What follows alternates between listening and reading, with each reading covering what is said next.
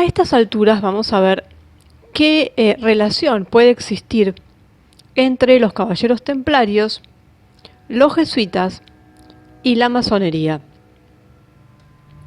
Todavía no llegamos en nuestra línea de tiempo a los Illuminati, porque eso viene después. Pero se puede considerar que tanto la masonería como la Compañía de Jesús o los jesuitas evolucionaron más o menos de los caballeros templarios. Y es muy probable que los jesuitas también participaran en la creación del rito escocés de la masonería, uno de los más conocidos. Vamos a ver paso a paso, según la evidencia histórica más relevante, cuál sería esta interconexión entre estas órdenes fraternales. Y bueno, ya vimos en qué consistía la orden del Temple, que eran los templarios, los pobres compañeros soldados de Cristo y del Templo de Salomón, también conocidos como la Orden del Templo de Salomón, los Caballeros Templarios o simplemente los Templarios. Es decir, una orden militar católica, reconocida en 1139 por la bula papal Omnitatum Optimo, y fue fundada en 1119 y estuvo activa hasta aproximadamente el año 1312. Bueno, como ya sabemos, ya hay un video al respecto, pero bueno, era una de las órdenes más ricas y poderosas, se convirtió en una organización favorecida en toda la cristiandad, creció rápidamente en membresía y poder, fueron prominentes en las finanzas cristianas. Los caballeros templarios, con sus distintivos mantos blancos con una cruz roja, estaban entre las unidades de combate más hábiles de las cruzadas. Los miembros no combatientes de la orden, que formaban hasta el 90% de los miembros, administraron una gran infraestructura económica en toda la cristiandad, desarrollando técnicas financieras innovadoras que fueron una forma temprana de banca, construyendo su propia red de casi 1000 comandancias y fortificaciones en Europa y Tierra Santa, y posiblemente formando la primera corporación multinacional del mundo con utilización de una especie de cheques. Y bueno, muy ligados a las cruzadas, por supuesto, y cuando se perdió Tierra Santa, el apoyo a la orden se desvaneció.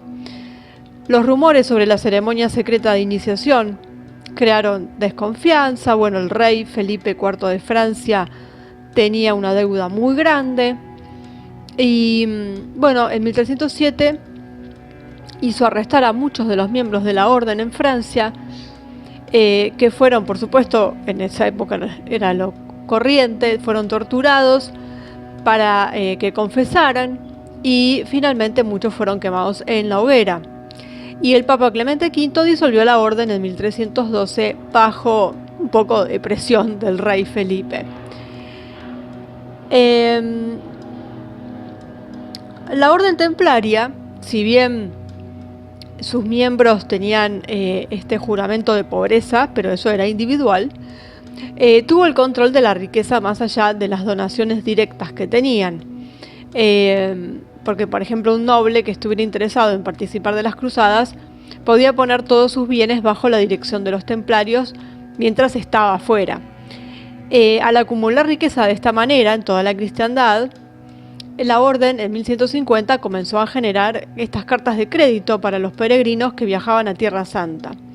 Es decir, los peregrinos depositaban sus objetos de valor en una preceptoría templaria del lugar. Antes de embarcarse, recibían un documento que indicaba el valor de su depósito, y luego se utilizaba este documento cuando llegaban a Tierra Santa para recuperar sus fondos en una cantidad de tesoro de igual valor. Esto es simplemente un banco. Bueno, ahora imagínense la cantidad de peregrinos que morían en el camino también y que nunca reclamaban lo que habían depositado.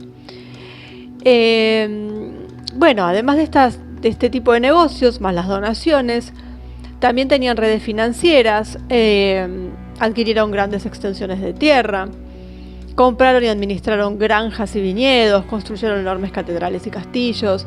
Bueno, participaron en la fabricación, importación, exportación, tenían su propia flota de barcos, eran los dueños de la isla de Chipre en un momento dado. hacían préstamos. Bueno, eso ya lo vimos todo. Los primeros banqueros internacionales. Ahora bien, por ejemplo, ahora vamos a algo que escribió Albert Pike, masón de grado 33, lo escribió en su libro Moral y Dogma, y dice, el propio Hugues de Payens, es decir, el primero de los grandes maestres templarios, no tenía ese intelecto agudo y clarividente, ni esa grandeza de propósito que luego distinguió al fundador militar de otra soldadesca que se volvió formidable para los reyes. Los templarios no eran inteligentes y por lo tanto fracasaron como jesuitas. Esto dijo Albert Pike. Bien, ahora, ¿cómo y por qué la orden de los jesuitas sería una continuación o una nueva versión más sofisticada en un punto de los caballeros templarios? Y la primera pista está en el simbolismo. Como dice la frase, por sus símbolos los conoceréis. Es un simbolismo común de las dos órdenes. Los caballeros templarios eran conocidos por su lema In hoc signo vinces, IHSV, que significa con este signo vencerás, y originalmente se le atribuyó al primer emperador romano cristiano, supuestamente cristiano, Constantino el Grande. Eso lo vimos en el video de la simbología del emblema jesuita. Y bueno, cuando cuentan que Constantino estaba con su ejército, cuando miró hacia el sol, vio una cruz de luz sobre él y con él las palabras en griego que decían con esto conquistarás, una frase que, bueno, a veces traducido al latín como in hoc signo vinces. Con este signo vas a vencer. Los templarios usaron el monograma IHS, que hoy se asocia normalmente con los jesuitas, ya que está en el sello oficial de la orden jesuita. Y hay monogramas de IHS en iglesias construidas por los templarios. Como vimos también en aquel video, ya hablamos de que ese monograma era anterior a los jesuitas. Bueno, si miramos el símbolo o el monograma de IHS que está justo encima de la entrada de la iglesia de Jesús en Roma, que es la iglesia madre de los jesuitas, ahí tenemos la cruz templaria encima de la H, solo que en color negro a diferencia del rojo habitual. Y bueno, la evidencia histórica que vincula a los jesuitas con los caballeros templarios, con respecto a la disolución de la orden templaria, leemos en la Enciclopedia Católica del año 1913 lo siguiente. Dice, el Papa, indeciso y acosado, finalmente adoptó un curso intermedio. Decretó la disolución, no la condena, de la orden, y no por sentencia penal, sino por un decreto apostólico, la bula del 22 de marzo del año 1312. Habiendo sido suprimida la orden, el Papa mismo debía decidir sobre el destino de sus miembros y la disposición de sus posesiones. En cuanto a la propiedad, fue cedida a la orden de los hospitalarios, para ser aplicada a su uso original, a saber, la defensa de los santos lugares. En Portugal, sin embargo, y en Aragón, las posesiones fueron confiadas a dos nuevas órdenes, la Orden de Cristo en Portugal y la Orden de Montesa en Aragón. En cuanto a los miembros, a los templarios reconocidos sin culpa, se les permitió unirse a otra orden militar o regresar al estado secular. En este último caso, se les concedió una pensión vitalicia con cargo a los bienes de la orden. Por otro lado, los templarios que se habían declarado culpables ante sus obispos debían ser tratados, según los rigores de la justicia, templados por una generosa misericordia. Bien, así que la propiedad de los templarios, como ya vimos en otro video, fue entregada a otra orden cruzada papal, los caballeros hospitalarios, cuya continuación hoy es la soberana orden militar de Malta, también conocida como Caballeros de Malta, que se estableció en el siglo XIX después de que la orden original se dispersara en 1798 con la invasión francesa de Malta, a cargo de Napoleón Bonaparte, excepto en Portugal y Aragón, donde las posesiones de los templarios fueron entregadas a la recién fundada Orden de Montesa. Y entonces, sobre la Orden de Montesa, podemos leer que es una orden militar cristiana limitada territorialmente a la antigua corona de Aragón y recibe su nombre del castillo de Montesa, su sede. Los caballeros templarios habían sido recibidos con entusiasmo en la corona de Aragón desde su fundación en 1128. El rey Alfonso I de Aragón, al no tener heredero directo, legó sus dominios para repartirlos entre los caballeros templarios, los caballeros hospitalarios y la Orden del Santo Sepulcro, pero este legado fue anulado por sus súbditos en 1131. Los caballeros templarios tuvieron que contentarse con ciertos castillos, el jefe de los cuales era Monzón. Aunque la rama aragonesa de la orden fue declarada inocente en el famoso juicio de los templarios, se les aplicó la bula de represión del Papa Clemente V, a pesar de las protestas del rey Jaime II de Aragón en 1312. El rey Jaime II persuadió al Papa Juan XXII para que le permitiera reagrupar las propiedades templarias en Aragón y Valencia y para crear un nuevo orden militar que no difiriera esencialmente del de los templarios, que debía encargarse de la defensa de la frontera contra los moros y los piratas. La nueva orden estaba dedicada a Nuestra Señora y tenía su sede en Montesa. El Papa Juan XXII lo aprobó el 10 de junio de 1317 y le dio el dominio cisterciense. La orden deriva su título de San Jorge de Montesa, su principal bastión. Estaba afiliado a la Orden de Calatrava, de la que procedían sus primeros reclutas, y se mantenía en dependencias de esa orden. El primero de los 14 grandes maestros fue Guillermo de Eril. En 1485, Felipe de Viana renunció a la arquidiócesis de Palermo para convertirse en gran maestro. Murió combatiendo el reino de Granada en 1488. El oficio de gran maestre fue unido al de la corona por Felipe II en 1587. Bien, ¿quién fue el último gran maestre antes de que el cargo se uniera a la corona española? Bien, fue Pedro Luis Garcerán de Borja, medio hermano de San Francisco de Borgia, tercer superior general de la Orden de los Jesuitas, de la Casa Borgia, que produjo 2 papas. Bien, de los Borgia ya hablamos, así como de los Medici. Y bueno, el Papa Alejandro VI, el famoso Papa Borgia, sospechoso de muchos delitos, él y sus hijos y toda la familia, como, bueno, adulterio, incesto, robo, soborno, asesinato, bueno, especialmente los envenenamientos. Y ahí tenemos a Lucrecia, que muchos dicen que, bueno, le echaron la culpa de muchas cosas, pero que en realidad fue una víctima de la familia.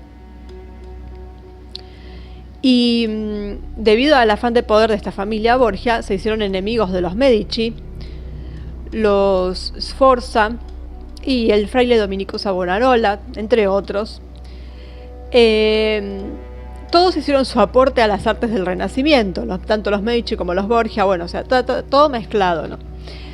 Pero bueno, ahí tenemos la conexión entre estos caballeros de Montesa y los jesuitas.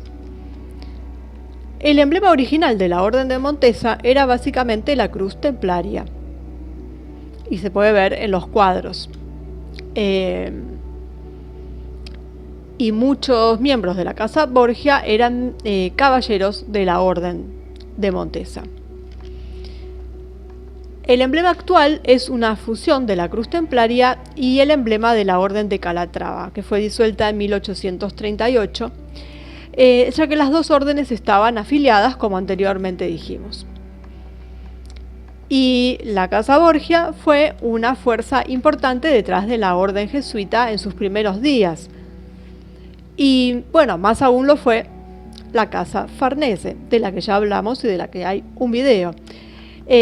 Sobre todo a partir del Papa Pablo III, quien fue quien estableció oficialmente la orden jesuita en 1540 y su nieto, el cardenal Alessandro Farnese, fue quien construyó la Iglesia de Jesús en Roma, en donde vimos que estaba ese emblema fusionado de alguna forma de la orden templaria con la Compañía de Jesús. Y encima de ese emblema está grabado o tallado en la fachada el nombre de Alessandro Farnese, que era este cardenal. Bien, y llegamos al rito escocés de la masonería. Entonces, ¿qué conexión hay entre los jesuitas franceses, afiliados a los adherentes destronados y exiliados de la Casa Católica Escocesa de Stuart, y este rito escocés? Bueno, mirando las fuentes históricas parece plausible que sí haya una conexión. Y surge de la misma enciclopedia de la masonería y sus ciencias afines, escrita por Albert Mackay, en donde dice que en el siglo XVIII se acusó a los jesuitas de tener una conexión íntima con la masonería, y la invención del grado de Kadosh se atribuyó incluso a los miembros de la sociedad que constituían el Colegio de Clermont. Esta teoría de una masonería jesuítica parece haberse originado con los Illuminati, quienes probablemente fueron gobernados en su promulgación por un deseo de depreciar el carácter de todos los demás sistemas masónicos en comparación con el suyo, donde no se permitía tal interferencia sacerdotal. Barruel se burla de la idea de tal conexión en la historia del jacobinismo 4. Esto está mencionado en la enciclopedia masónica, ¿no? Bueno, ¿qué significa? Una invención de la masonería falsa o jesuítica. Entonces, según este autor, la tolerancia de la masonería, porque ellos se consideran tolerantes, y la intolerancia de la Compañía de Jesús no pueden mezclarse, pero dice que, sin embargo, no se puede negar que, si bien los jesuitas no han participado en la construcción de la masonería pura, hay razones para creer que se interesaron en la invención de algunos grados y sistemas que estaban destinados a promover sus propios intereses. Y donde quiera que tocaron la institución, dejaron el rastro de la serpiente, dice este escritor masón, de los que, no, por supuesto, no nos podemos fiar de un masón, pero acá digamos que está negando que los jesuitas estén en la construcción original o en su construcción pura, pero que sí están como infiltrados en la invención de algunos grados. Entonces, bueno, podemos dudar de ambas cosas, pero la conexión evidentemente existe. Y bueno, siguiendo con Albert Mackay, dice que pudieron tener algo que ver con la invención de esos grados que estaban destinados a ayudar a la casa exiliada de Stuart en sus esfuerzos por recuperar el trono inglés, porque creían que aseguraría la restauración en Inglaterra de los católicos romanos. Así que es bastante probable. Hay una conexión. De hecho, están siempre ahí en un tira y afloje los masones con los jesuitas. Y esto del rito escocés se originó 30 años antes de la Revolución Francesa y participó activamente en su producción también. La teoría de la logia era la de los anarquistas de hoy, digamos, que si las instituciones o la religión y el gobierno fueran abolidos, las pasiones humanas, como los fluidos, encontrarían su nivel en la paz y la felicidad universales. Entonces esto, bueno, terminó en que guillotinaran al rey, colgaran a los obispos y proclamaran libertad, igualdad, fraternidad, y pusieron otro credo religioso, en realidad, el de no hay Dios y la muerte es un sueño eterno.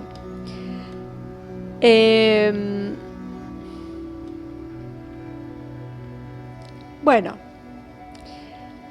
hay muchas, se sabe que la Revolución Francesa estuvo, no sabemos si financiada, pero al menos sí ideada por la masonería.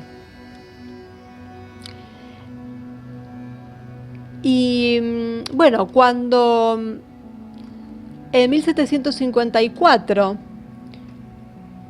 se forma por jesuitas jacobinos en el Colegio de los Jesuitas de Clermont una organización militar,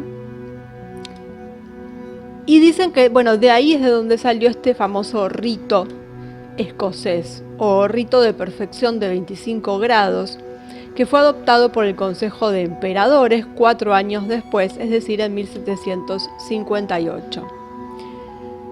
Los jacobinos juraron secretamente hacer lo que hicieron después, es decir, librar una guerra al poder o al gobierno. Por lo tanto, este grado 32 no se llamó un grado, sino una organización, porque arrancaron con 25 grados de perfección, que le llamaban, después llegaron al 32, finalmente al 33, fueron agregando. Bueno, esto después obviamente se trasladó, se propagó, llegó hasta América. Lo vemos, bueno, también fue quien estuvo detrás de todas las independencias de los países americanos, empezando por el de Estados Unidos. Y bueno, se pueden decir muchas cosas sobre la masonería, pero eso ya habría que hacer otro video para que no sea tan largo. Pero hay algo importante que también lo mencionamos en el video sobre el emblema. Es que el grado 32 del rito escocés tiene el mismo lema que los jesuitas, Ad Maiorem Dei Gloriam, que significa para la mayor gloria de Dios. Y además el emblema de los jesuitas, ese sol, que tiene unos rayos, tiene 32 rayos. Y esto del rito escocés, digamos que en realidad es, bueno, un poquito mentiroso en un punto, porque surge en Francia, si bien está relacionado con la casa de los Estuardo, con los Stuart, pero por eso se le pone el nombre de rito escocés, pero nació en Clermont, en Francia. Bueno, el lema Ad Maiorem Dei Gloriam fue adoptado por Loyola. Sigue siendo el lema de la orden que él fundó, también en Francia. Y cuando vimos esto cuando, bueno, recién empezaba la Reforma, cuando la orden secreta de los jesuitas se enfrentó a la Reforma y la hizo retroceder. Y bueno, algunos principados en Alemania que estaban abrazando el protestantismo terminaron estando bajo príncipes papistas. Y vemos cómo justamente los jesuitas, su mayor mérito es la infiltración. Por eso siempre se dice que también se infiltraron en la masonería y llegaron a dominarla. Para saber cómo empezó la masonería, bueno, hay que recordar lo del gremio de los masones, que son los constructores o los albañiles en la Edad Media en Francia, que empezó como eso, como un gremio, y después, gracias a las infiltraciones justamente de estas órdenes, la de Malta, la de los jesuitas. Bueno, se empezó a transformar en otra cosa. Y por ejemplo, en el libro del antiguo y aceptado rito escocés de la masonería, porque ese es todo es el título total de esto que uno le dice rito escocés, pero en realidad es el antiguo y aceptado rito escocés. Bueno, en este libro de Charles McClenaghan, él dice que el lema en la base, que es Custodio Areani, y en algunos rituales Ad Maiorem Dei Gloriam, el lema de los jesuitas, y dice que alrededor del estandarte están los caballeros del sol, los comandantes del templo y los príncipes de la misericordia, grados 28, 27 y 26. Y viene a constatar esto de no solo del lema, sino también de esto de ese sol, ese símbolo solar en el sello oficial de la orden jesuita con 32 rayos.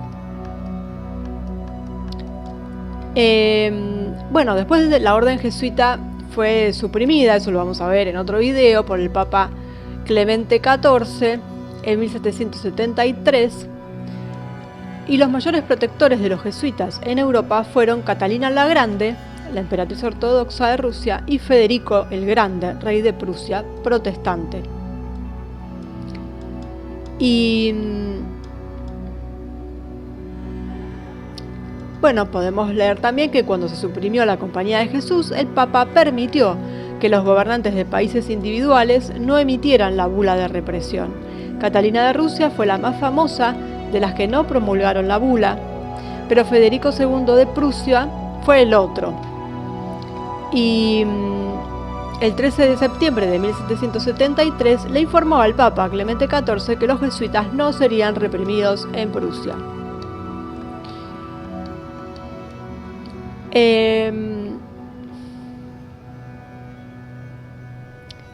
Ambos, bueno, el rey y la zarina, temerosos de que la supresión de la compañía antagonizara con sus nuevos súbditos polacos mediante la interrupción o destrucción de los colegios jesuitas, se negaron a promulgar y hacer cumplir este escrito.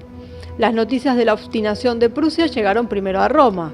Hubo historias de la apertura de un noviciado, del uso de jesuitas por parte del rey en funciones públicas y de cómo Federico solicitó la opinión de la Sorbona sobre la legitimidad de la supervivencia de la compañía para sofocar los escrúpulos de algunos jesuitas que creían que su continuación dependía únicamente de un tecnicismo.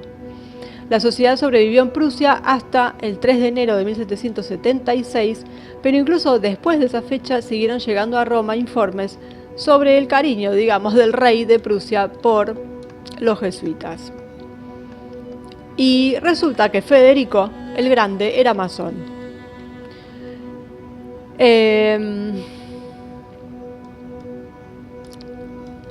Bueno, eso está en todos lados, ¿no? De Federico II, que murió en 1786, es decir, unos años después de esto. Fue iniciado como francmasón en Brunswick en 1738, es decir, unos 2 años antes de ascender al trono.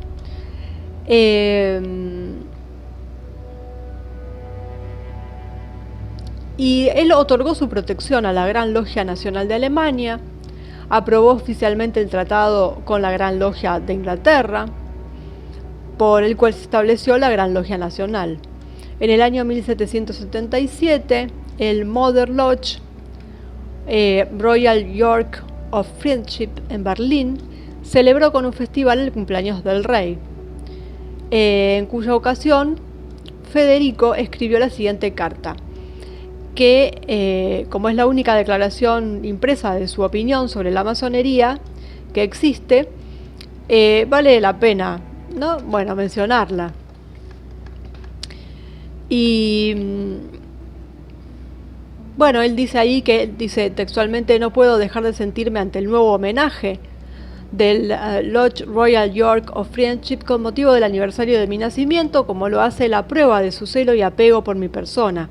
Su orador ha expresado bien los sentimientos que animan todos sus trabajos, y una sociedad que se dedica únicamente a sembrar la semilla y producir el fruto de toda clase de virtudes en mis dominios, siempre puede estar segura de mi protección. Es la gloriosa tarea de todo buen soberano y nunca dejaré de cumplirla. Y por eso le pido a Dios que lo tome a usted y a su logia bajo su santa y merecida protección. Esto está en la Enciclopedia de la Masonería de Albert McKay.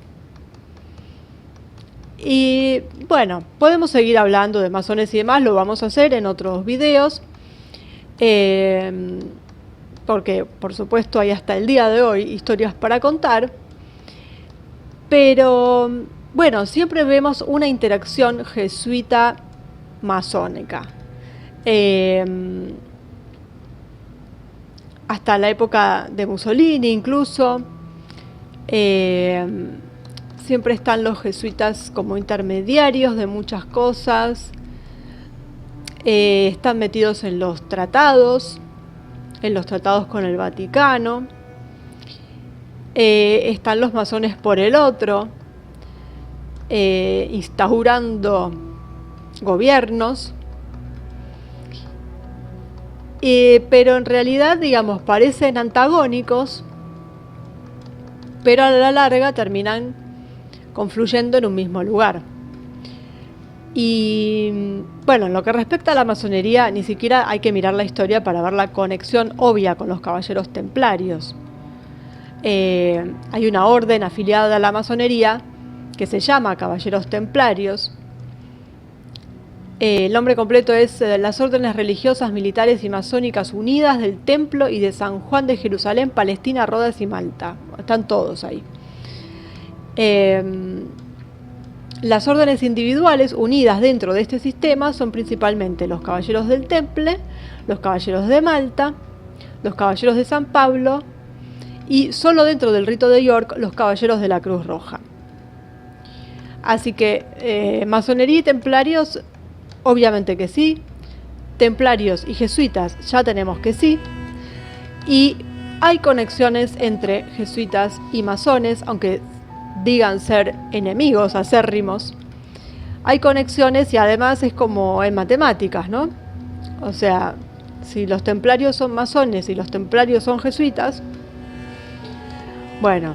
Después está la Orden Fraternal Cristiana Cruz Roja de Constantino, o más formalmente la Orden Masónica y Militar de la Cruz Roja de Constantino, y las órdenes anexas del Santo Sepulcro y de San Juan Evangelista, que se inspiró en la Orden Dinástica Católica Romana, Sagrada Orden Militar Constantiniana de San Jorge.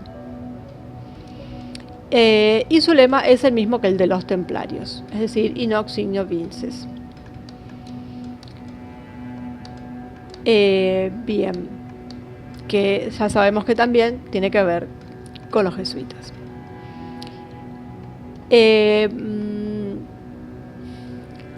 ¿Qué más se puede aportar, digamos, para ver la conexión, ya más que conexión, para verlo, casi que son lo mismo? Hay